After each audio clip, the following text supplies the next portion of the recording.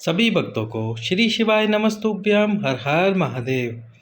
20 नवंबर सोमवार को पड़ने वाली अष्टमी, सोमवार की अष्टमी, कार्तिक के इस महीने में इस सोमवार की अष्टमी को कीजिए ये 3 महा उपाय। इन उपायों से आपको निश्चित रूप से संतान की प्राप्ति होगी। करना किस प्रकार है इन उपायों को? सोमवार की अष्टमी ये साल की आखिरी अष्टमी है। इसके बाद में ये अष्टमी अगले साल आएगी और अगले साल कब आएगी वो अभी नहीं बताया जा सकता।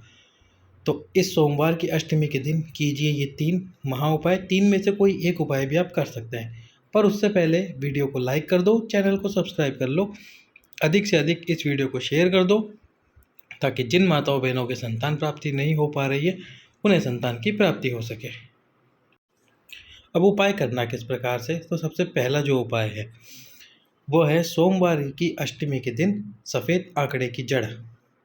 जिन माताओं बहनों का पीरियड नहीं आ रहा है, यानी कि रजस्वला धर्म बंद हो गया है, उन माताओं बहनों को सोमवार के दिन, यानी कि सोमवार की अष्टमी के दिन, वैसे तो आप सोमवार के दिन मान लीजिए, पर क्योंकि ये सोमवार विशेष है, इस दिन सोमवार की अष्टमी भी पड़ रही है, तो इस सोमवार की अष्टमी के दिन सफ़ेद आंकड़े की जड़ को बांध लीजिए। सफ़ेद आंकड़े की जड़ का उपाय आपको करना कैसे है? अपने पति के साथ सफ़ेद आंकड़े की जड़ को लेकर आना है। सोमवार के दिन शिव मंदिर में जाना है। तुम्रुकेश्वर महादेव का नाम लेकर 21 बार उस जड़ को भगवान शंकर के शिवलिंग पे से घुमा लेना है। 21 बार घुमाने के बाद में वहीं शिव मंदिर में खड़े होकर नंदी जी के पास में शिवलिंग को देखते हुए उस जड़ को आपको आपकी कमर में बांध लेना है। माताओं बहनों को इस जड़ को बांधना है शिवलिंग को देखते हुए, लाल कपड़े में और लाल धागा में लपेट कर। बांधने के बाद में आपको एक पीपल का पत्ता प्रतिदिन भगवान शंकर के शिवलिंग पे समर्पित करना है, अवधूतेश्वर महादेव के नाम से। अवधूतेश्वर महादेव के नाम से पीपल का पत्ता समर्पित कीजिए और उस पीपल के पत्ते को 5 से 10 मिनट बाद घर लेकर आ जाइए। अब इस पीपल के पत्ते को गाय के दूध में उबालिए।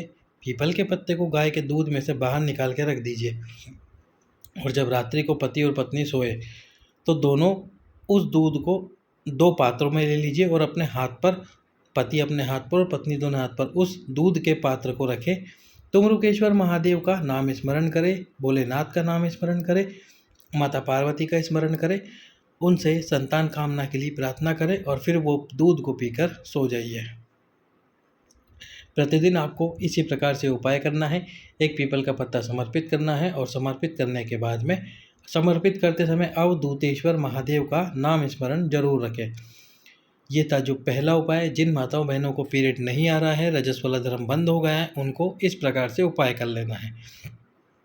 अब यदि जिन माताओं बहनों का रजस्वला धर्म आता है तो वह क्या करें? वह फिर जब उनके रजस्वला धर्म का 7वां दिन हो तब इस पीपल के पत्ते और सफ़ेद आंकड़े की जड़ वाले उपाय को कर लीजिए। अब सोमवार की अष्टमी का अगला उपाय है वो है पारिजात के पुष्प वाला उपाय।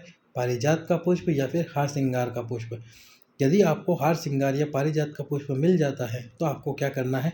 उस हार श्रृंगार और पारिजात के पुष्प को सबसे पहले 40 से 50 पुष्प ले लेने हैं और ये 40 से 50 पुष्पों को लेकर करना क्या है?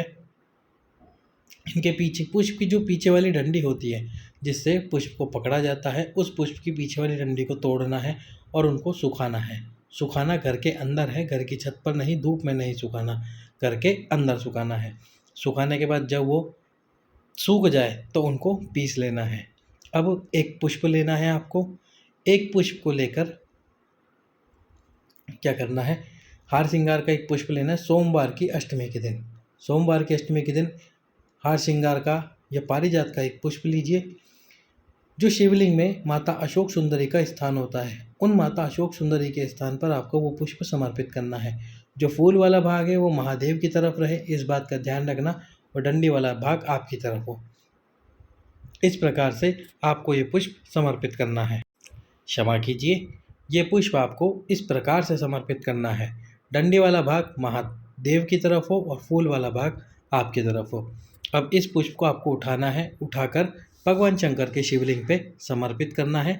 शिवलिंग में जो पार्वती वाला स्थान है, माता पार्वती का जो हस्तकमल होता है, उस पर आपको समर्पित करना है।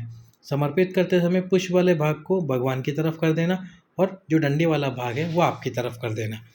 फिर से इस पुष्प को उठाना है और भगवान शंकर के शिवलिंग पे समर्पित करना है। अब समर्पित करते समय डंडी वाला भाग आपके विपरीत और पुष्प वाला भाग आपके सम्मुख में हो जाएगा। ये उपाय आपको शिवलिंग के सम्मुख में से करना है। ऐसे नहीं कि आप जो जलाधारी होती है उसकी दक्षिण दिशा से करें। जिस दिशा में जलाधारी है उत्तर दिशा में, उत्तर दिशा से ही आपको ये उपाय करना है।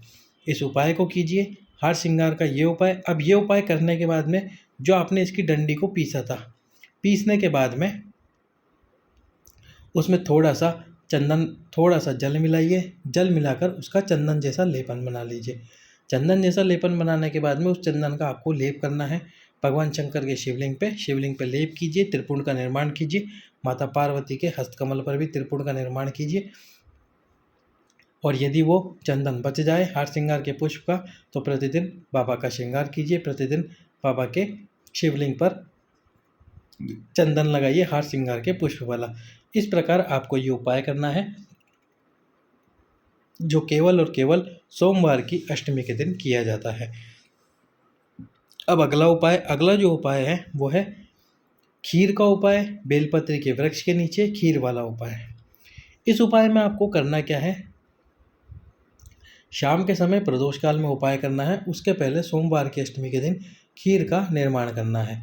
खीर का निर्माण या तो आप सुबह भी कर सकते हैं या फिर जब प्रदोष काल प्रारंभ होने वाला हो उसके 1 घंटा पहले कर सकते हैं।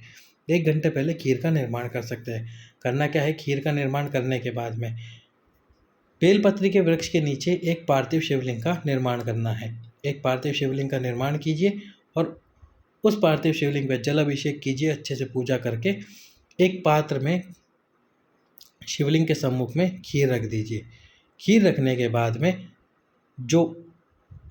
के बाद एक दीप आपको प्रज्वलित करना है, लंबी बाती का घी का दीप प्रज्वलित कीजिए। उसके बाद में एक ब्राह्मण और एक ब्राह्मणी को तथा उनके बच्चे को ब्राह्मणी की गोद में बिठाना है और ब्राह्मणी की गोद में बिठाकर उनको खीर का भोजन कराना है।